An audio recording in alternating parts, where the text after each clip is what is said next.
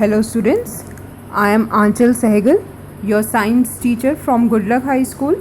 We were doing third chapter, metals and non-metals. We have started chemical properties of metals. Two properties we have already done, reaction of metals with air and reaction of metals with water. Now we will do reaction of metals with dilute acids. Or what happens when metals react with acids?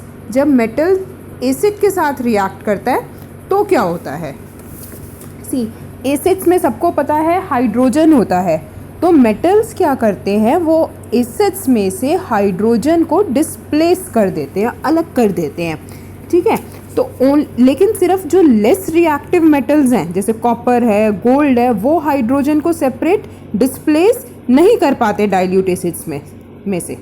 बाकी metals कर देते हैं. तो जब metals dilute acid के साथ react करते हैं तो क्या बनता है? एक तो सॉल्ट बनता है, मेटल का सॉल्ट बनता है और हाइड्रोजन. अब मेटल्स जो हैं डाइल्यूट अगर हाइड्रोक्लोरिक एसिड के साथ रिएक्ट करते हैं तो क्या बनाते हैं? तो वो मेटल क्लोराइड बनाते हैं और हाइड्रोजन गैस. जैसे सोडियम है, सोडियम को आप HCl के साथ रिएक्ट कराओगे, एक तो NaCl बन जाएगा और एक हाइड्रोजन गैस रिलीज होगी. या मैग्नीशियम है, मैग्नीशियम को HCl के साथ रिएक्ट कराओगे तो क्या बनेगा? मैग्नीशियम क्लोराइड MgCl2 और हाइड्रोजन गैस तो रिलीज होगी ही होगी. ठीक है, एल्यूमिनियम भी. अब एल्यूमिनियम मेटल जो है वो पहले तो स्लोली रिएक्ट करता है हाइड्रोक्लोरिक एसिड के साथ, क्योंकि उस पर एल्यूमिनियम ऑक्साइड की लेयर चढ़ी होती है उसके सरफेस पे. पर जब वो thin outer oxide layer gets dissolved in acid, लेकिन जब वो ऑक्साइड लेयर एसिड के अंदर डिज़ोल्व हो जाती है, एल्यूमिनियम मेटल बाहर आ जाता है, तो वो एकदम से it reacts rapidly with dilute hydrochloric acid. Okay, अब एल्यूमिनियम जब HCl के साथ रिएक्ट करेगा तो वो क्या बनाएगा? एल्यूमिनियम क्लोराइड और हाइड्रोजन. क्या फॉर्मूला होता है एल्यूमिनियम क्लोराइड का? AlCl3. ऐसे ही जब जिंक रिएक्ट करता है हाइड्रोक्लोरिक एसिड के साथ तो वो जिंक क्लोराइड बनाता है. आयरन रिएक्ट करेगा तो आयरन क्लोराइड बनाएगा. कॉपर रिएक्ट करेगा तो देखो, कॉपर जो है, copper does not react with dilute hydrochloric acid और डाइल्यूट सल्फ्यूरिक एसिड. तो इसका मतलब जो कॉपर है it is less reactive. Okay, it is less reactive. देखो इसमें रिएक्टिविटी सीरीज वो भी दे रखी है कि किस ऑर्डर में रिएक्टिविटी डिक्रीज होती है. सबसे ज़्यादा रिएक्टिविटी है मैग्नीशियम की, फिर एल्यूमिनियम, उसके बाद zinc and after that iron. And in case of copper no bubbles were seen, कोई बबल्स दिखाई नहीं देते हाइड्रोजन गैस के. And the temperature also remain unchanged. ये क्या शो करता है कि कॉपर जो है HCl के साथ रिएक्ट नहीं करता. ओके, तो ऐसे ही सिल्वर और गोल्ड मेटल्स भी डाइल्यूट एसिड्स के साथ रिएक्ट नहीं करते. अब है एक्वा रीजिया. देखो इसका कई बार क्वेश्चन भी आता है कि what is aqua regia. Aqua regia क्या होता है?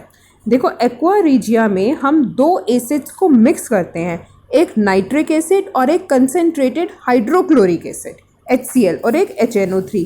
लेकिन इनका एक रेशो है कि जिस रेशो में हम इनको मिक्स करते हैं, इसमें हम 1 पार्ट लेते हैं कॉन्सेंट्रेटेड नाइट्रिक एसिड का और 3 पार्ट्स लेते हैं कॉन्सेंट्रेटेड हाइड्रोक्लोरिक एसिड के.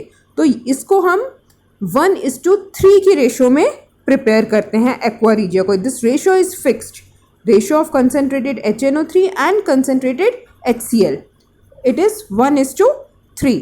और जो एक्वा रीजिया है ये सारे मेटल्स को डिजॉल्व कर सकता है. It can dissolve all the metals, even gold and platinum metals also. ये गोल्ड को और प्लैटिनम को भी डिजॉल्व कर देता है.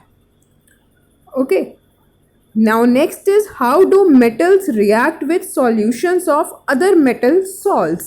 metals को हम अगर किसी और मेटल के सॉल्ट के साथ रिएक्ट कराएं तो क्या होता है? देखो ये आपने पहले भी किया था, डिस्प्लेसमेंट रिएक्शन कराई थी, ये वही सेम है. इसमें लिखा भी हुआ है we have seen in the previous section all metals are not equally reactive.